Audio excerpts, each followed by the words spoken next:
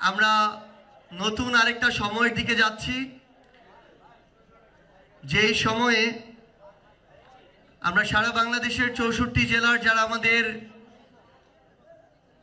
অভ্যুত্থানের রাজপথের সহযোদ্ধা ছিলেন তাদেরকে নিয়ে আমরা নতুন আরেকটা অগ্রযাত্রার দিকে যাচ্ছি। এখানে আপনারা যারা উপস্থিত আছেন, আমি বিশ্বাস করি আপনারাই বাংলাদেশের নিজ নিজ জেলার নাহিদ ইসলাম এবং হাসনাত আব্দুল্লাহ। সো আপনাদেরকে একই সূত্রে গেঁথে আগামীতে আমাদের পথ চলাটাকে আরো মসৃণ করা অনেক বেশি জরুরি। আমাদের সাংগঠনিক জায়গা থেকে সেক্ষেত্রে বিশেষ কিছু গুরুত্বপূর্ণ বিষয় রয়েছে। এটার জন্য সবার আগে নিজেদের মধ্যকার, নিজেদের জেলার প্রত্যেকটা ইউনিটের ছোটখাটো বিভাজন, অন্তর্দ্বন্দ্ব, এগুলো থেকে আমাদের বের হয়ে আসতে হবে। আমরা আপনাদেরকে স্পষ্ট করে কয়েকটা কথা বলি। আজকে এই অডিটোরিয়ামে এই বয়স সীমার যে কোয়ালিটিফুল লিডারশিপ আছে, বাংলাদেশের কোনো রাজনৈতিক দল ডাকলে এই বয়স সীমার সারা বাংলাদেশের ওই কোয়ালিটিফুল লিডারশিপ এখানে আনতে পারবে না। সো এখন আমাদের সবচেয়ে গুরুত্বপূর্ণ কাজ হচ্ছে এই মানুষগুলোকে সাংগঠনিক কাঠামোতে দায়িত্বে নিয়ে আসা, এম্পাওয়ার করা, প্রোটেক্ট করা, গাইড করা এবং আগামীর বাংলাদেশে আমাদের সবার যে পলিসি এবং পলিটিক্যাল লাইন সে অনুযায়ী সামনের দিকে চলা।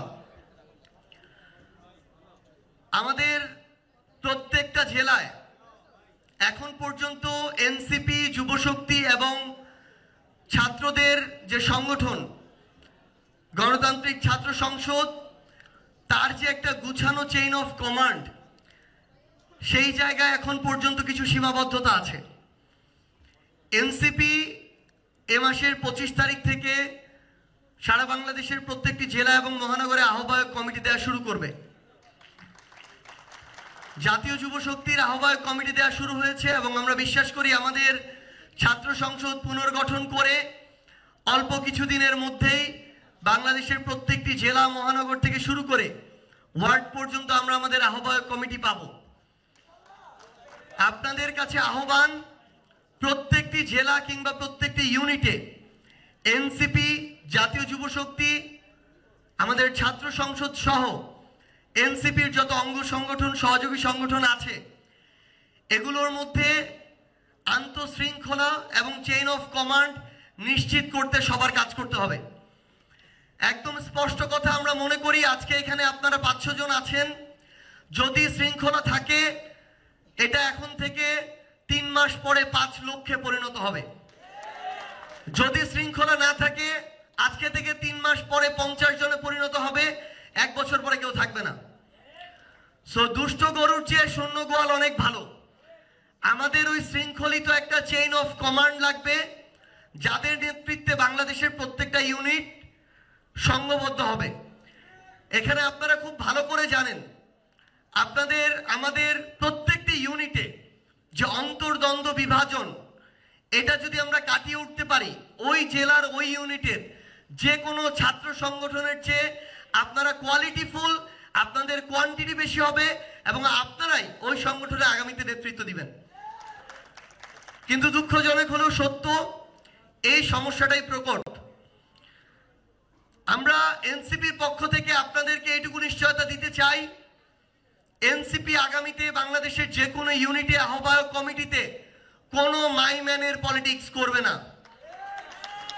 আমরা ছাত্র সংসদকেও আগামীতে ওই জায়গায় দেখতে চাই, ওই নির্দিষ্ট ইউনিটে সবচেয়ে যোগ্য, পার্টির প্রতি বিশ্বস্ত এবং যেই মানুষটি তার জায়গা থেকে আগামীর বাংলাদেশকে নিয়ে এনসিপির, যুব শক্তি সহ, ছাত্র সংসদ সহ যত সংগঠন রয়েছে তাদেরকে এগিয়ে নিয়ে যাওয়ার স্বপ্ন দেখে, কমিটমেন্ট রাখে।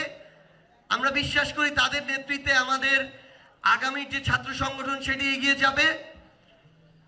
আপনাদেরকে সর্বশেষ একটি কথাই বলি, যারা আপনারা স্থানীয় পর্যায়ে